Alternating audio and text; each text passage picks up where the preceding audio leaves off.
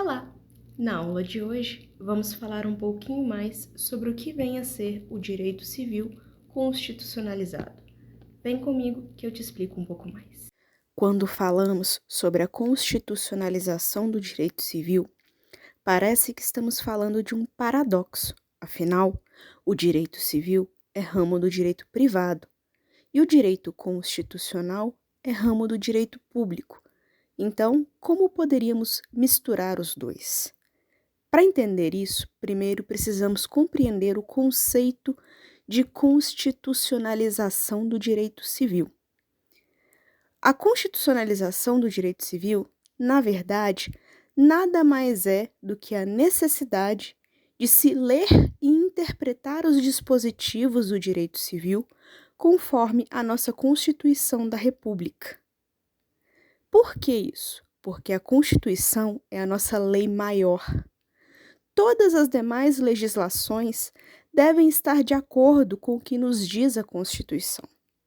Sejam legislações do direito público ou do direito privado, todas devem estar alinhadas com o que diz os dispositivos constitucionais. Não podemos ter dispositivos que vão de encontro à lei constitucional. Não podemos ter leis, sejam civis, penais, trabalhistas, que contrariam o que está expresso na Constituição. Então, a gente pode dizer que o direito civil ele está relacionado com o direito constitucional desde o seu nascimento. Como exemplo da interpretação do direito civil segundo as normas constitucionais, podemos citar o conceito de família.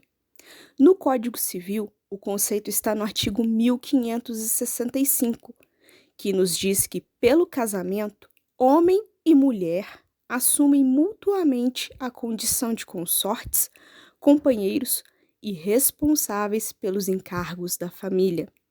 Ou seja, pelo Código Civil, família são um homem e uma mulher que se unem no intuito de se tornar responsáveis pelo encargo da família.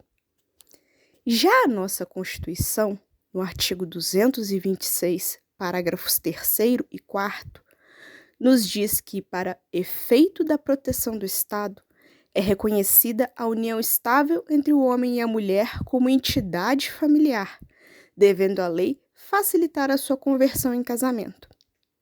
E entende-se também como entidade familiar a comunidade formada por qualquer dos pais e seus descendentes.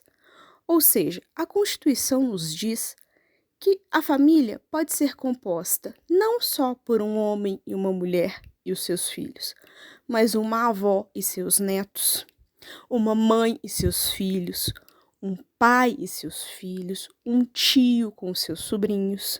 Não existe mais aquela obrigatoriedade de que a família seja um homem, uma mulher e os seus filhos. É importante ressaltar aqui que a ADI 4277, julgada pelo STF, equiparou família homoafetiva ao conceito trazido pelo artigo 226, o que torna legal o casamento entre pessoas do mesmo sexo e, portanto, a constituição de famílias homoafetivas. Então, expande-se ainda mais a noção de família para 2 homens, 2 mulheres, 2 homens e seus filhos, 2 mulheres e seus filhos. O conceito de família ele foi ampliado para além do que nos diz o Código Civil. Em verdade, o nosso Código Civil já nasceu constitucionalizado. Por quê? Porque o atual Código foi adaptado à Constituição de 88, uma vez que o seu projeto original era de 1969. Então, ele já nasceu constitucionalizado, porque quando o projeto foi reavivado no começo dos anos 2000, ele teve os seus dispositivos adaptados ao que determinava a Constituição, para só então entrar em vigor.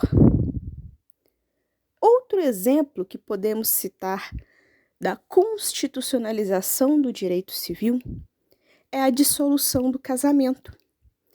Pelo Código Civil, no artigo 1580, se diz que, decorrido um ano do trânsito em julgado da sentença que houver decretado a separação judicial ou da decisão concessiva de medida cautelar de separação de corpos, qualquer das partes poderá requerer sua conversão em divórcio. Já a Constituição, no seu artigo 226, parágrafo 6º, nos diz que o casamento civil pode ser dissolvido pelo divórcio. Pelo nosso Código Civil, para que houvesse o divórcio, primeiro eram necessárias duas situações distintas. A primeira, que se fizesse a separação judicial e então se aguardasse um ano do trânsito em julgado. Ou, numa segunda hipótese, que os dois estivessem há 2 anos separados de fato para então pedir o divórcio. Com a adaptação do artigo 226 da Constituição, em 2010, trazendo expressamente que a forma de dissolução do casamento é o divórcio, a separação judicial caiu em desuso. Ela deixou de existir? Não. O instituto da separação judicial ainda existe no nosso Código Civil, mas hoje se faz a interpretação da dissolução do casamento pelo que diz a Constituição.